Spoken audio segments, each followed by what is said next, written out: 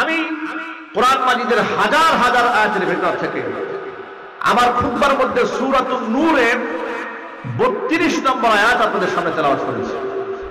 কোন সূরা? সবাই একটু জোরে বলেন। সূরা নূর থেকে 18 নম্বর পারার এই সূরা থেকে 32 নম্বর আয়াত আপনাদের সামনে তেলাওয়াত করেছি। 32 নম্বর আয়াতের তরজমা সামান্য আংশিক তাফসীর আল্লাহর সাহায্য নিয়ে আপনাদের সামনে উপস্থাপন করব। আমরা বলি ইনশাআল্লাহ।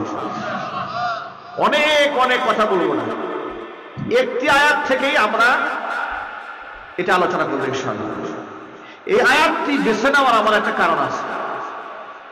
এত আয়াত থেকে আমি এটা কেন বসলাম আপনাদের সামনে, ওটা আগে বলি। ইতোমধ্যে গতকাল থেকে আপনার সংবাদ মিডিয়াতে, পত্র পত্রিকাতে, সোশ্যাল মিডিয়াতে একটা সংবাদ দেখেছেন, ভাইরাল হয়ে গেছে। ঢাকা শহর থেকে অল্প বয়সের একটা মেয়ে হারায় গেছে। গোটা দেশ তুলপার হয়ে গেল, সারা দেশে গরম হয়ে গেল, সবাই দুঃখ প্রকাশ করতে শুরু করলো, আফসোস করতে শুরু করলো, হারে অল্প বয়সের একটা মেয়ে হারিয়ে গেল। ফুটফুটে চাঁদের মতো চেহারা বাচ্চাটা হারিয়ে গেল। আমরা আফসোস করেছি, আপনারা করেছেন, দেশবাসী করেছে, মিডিয়া কর্মীরা করেছে, প্রশাসন লোকেরা করেছে, গার্জিয়ানরা থানায় জিডি করেছে, পুলিশ তল্লাশি শুরু হয়ে গেল। আজকে রেজাল্ট এলো যে মেয়েটি তো হারিয়ে যায় নাই, তাই বয়ফ্রেন্ডের সাথে পালায় গেছে। মাশাআল্লাহ বললেন নাকি নাউজুবিল্লাহ বলবেন? বয়ফ্রেন্ডের সাথে পালায় গেছে। সময় টেলিভিশনে এবং তাদের যে অনলাইন পোর্টাল আছে, অনলাইন পোর্টালের মধ্যে সংবাদ ছেপেছে হারিয়ে যাওয়া শিশুটিকে পুলিশ উদ্ধার করেছে। যে মেয়ে বয়ফ্রেন্ডের সাথে রাত্রি যাপন করতে পালিয়ে যায় সে নাকি শিশু, হারিয়ে যাওয়া শিশু।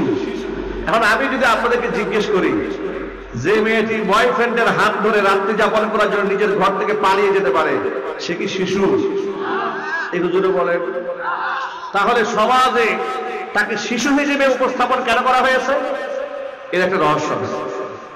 সে রহস্য হলো বাল্য বিবাহের ধোঁয়া তুলে এই দেশে অসংখ্য পবিত্র বিবাহ বন্ধনে বিঘ্নিত সৃষ্টি করা হয়। বাল্য বিবাহ নিয়ে বহু সরগরম ময়দান, মেয়েদের এই হয়ে যাবে, সেই হয়ে যাবে, এত ক্ষতি হয়ে যাবে, কিন্তু বাল্য প্রেম নিয়ে এই দেশে কোনো আলাপ নাই।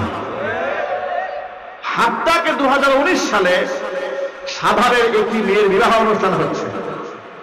সেখানে প্রশাসনের লোকরা গেলেন, দায়িত্বশীলরা গেলেন, অন দ্য রেকর্ড এখনো ভিডিওটা সোশ্যাল মিডিয়াতে খুব ভাইরাল।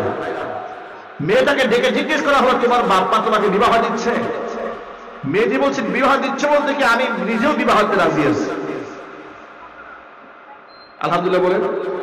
মেয়েটি বিবাহ বলছে আমি বিবাহতে রাজি আছি, জোরপূর্বক আমার বাবা আমাকে বিবাহ দিচ্ছে না। তাকে বলা হলো যে তুমি কি জানো না 18 বছর আগে যে মেয়েকে বিবাহ দেওয়া যায় না? বলে জানি। ছেলেটা আমাকে পছন্দ করে, এই জন্য বিবাহ হয়ে যাচ্ছে, আমিও ছেলেকে পছন্দ করি।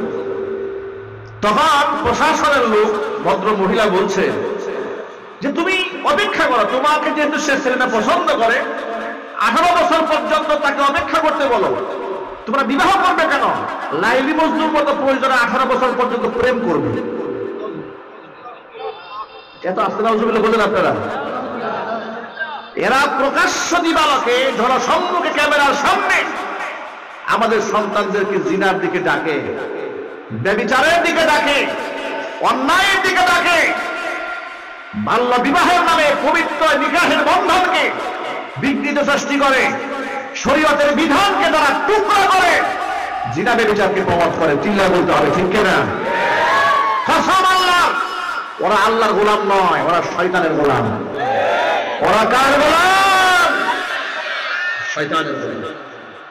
এই শয়তানের গোলামদের কারণে এই সমস্ত মেয়েরা বয়ফ্রেন্ডের হাত ধরে পালিয়ে যায়। তার কারণ সঠিক সময়ে বাবা মা কন্যাদেরকে বিবাহ দিচ্ছে না, ছেলেদেরকেও বিবাহ করাচ্ছে না। এই জন্য অবৈধ প্রেম ভালোবাসা এই দেশের মধ্যে আসে না? আরো জোরে বলতে হবে, আসে না নাই? পুলিশ তাকে জিজ্ঞেস করলো কেন আসলে তুমি? বাসায় কোনো অসুবিধা, চাপ, বলে না বাসায় থাকতে ভাল লাগে না, এই জন্য বয়ফ্রেন্ডের সাথে চলে আসছে। ভাই পরিচয় হলো কি করে? বলে টিকটকে পরিচয় হয়েছে। টিকটকে কি সুন্দর পবিত্র বন্ধন, টিকটকের সম্পর্ক, রাত কাটাতে চলে গেছে বয়ফ্রেন্ডের সাথে। সারা দেশের মানুষ পাগল হয়ে গেল, হারাই গেছে, সিম্পিতি দেখিয়েছে।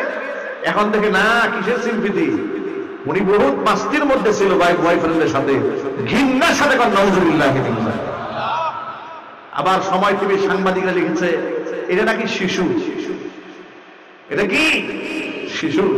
শিশু বয়ফ্রেন্ডের সাথে রাত কাটায়? কথা বুঝেন নাই?